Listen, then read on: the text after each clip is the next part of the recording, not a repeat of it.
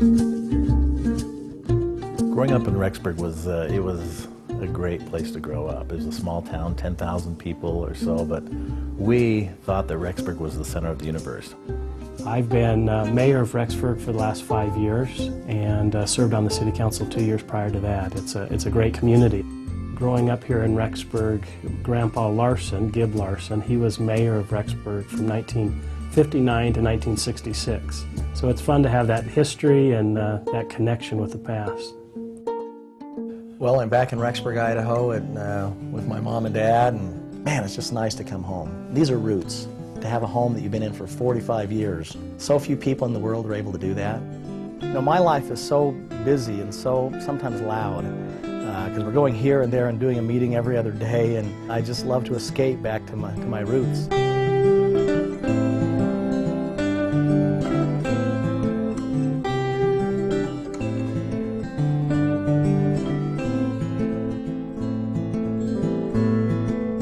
I grew up in Bountiful, Utah, and after my sophomore year in high school, my family moved to Rexburg, Idaho, and that was kind of a tough time to move right in the middle of high school.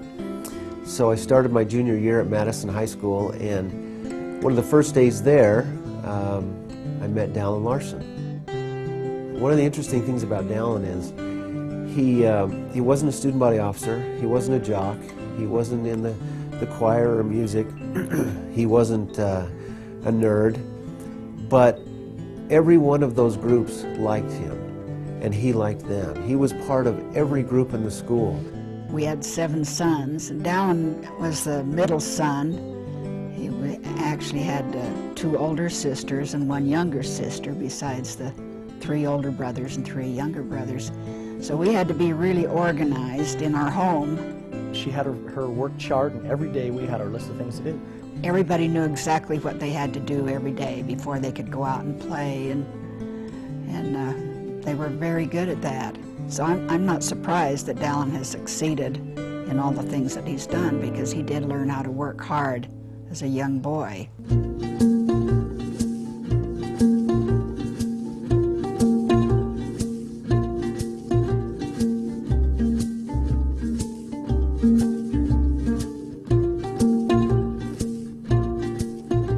We would get up in the mornings and move sprinkler pipe for different farmers, move sprinkler pipe again at night, and then go to bed, and we'd do that all summer long. That was hard manual labor, day after day. Those were in the days before they had so many of these fancy circle irrigation units, and it had to get up in the morning, so at 4 o'clock, 4:30, and go up to the farm, and those irrigation pipes, they're metal pipes, about 20, 25 feet long, and they have to hook those up, and then after a period of time they'd have to unhook them and move them to a different location.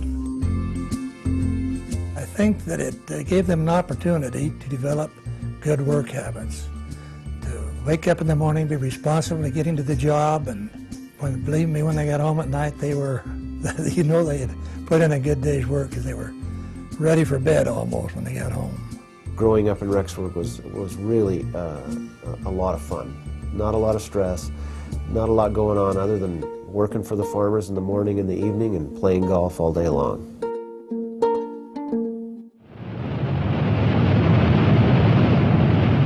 As I sit here and watch, I can see it caving. It's just coming apart.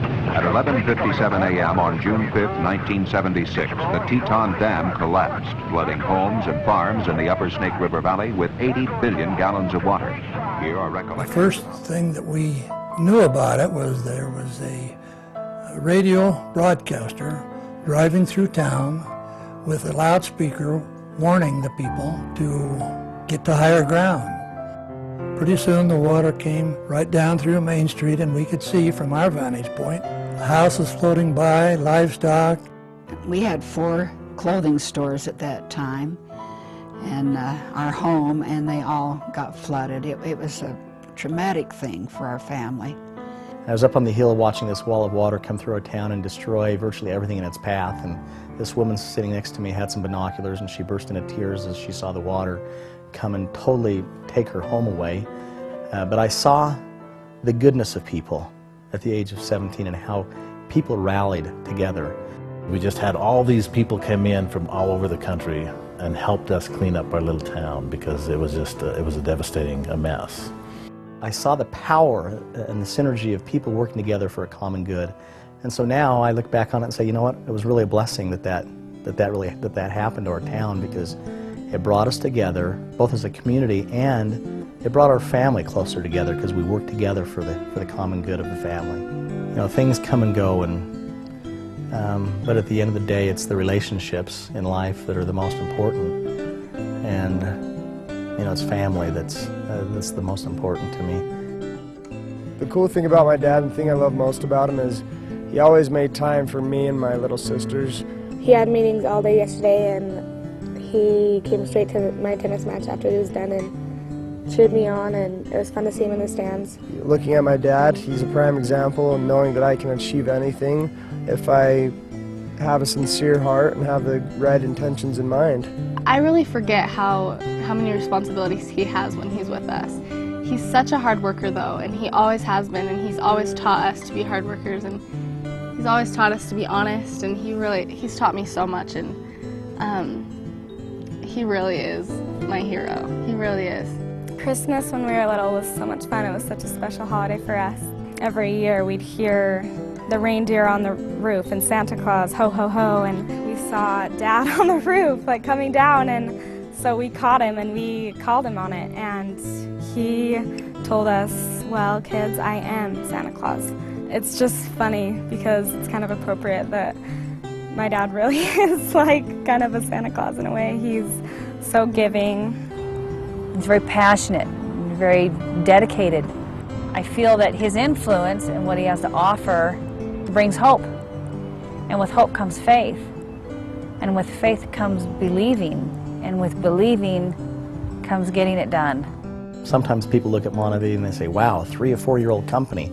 Amazing that you were able to do that in 3 or 4 years. And I say, no, it didn't happen in 3 or 4 years. It took about 20 years because of the experiences that led up to this point in time in my life, and the experiences that led up to this point when Monavie was formed with the other leaders, the founders of the company and the other leaders in the field. It's been a culmination of years and years of work and experiences to lead me and the other founders and the top leader in this company to help build a company that I believe is going to stand the test of time because it's based on solid principles.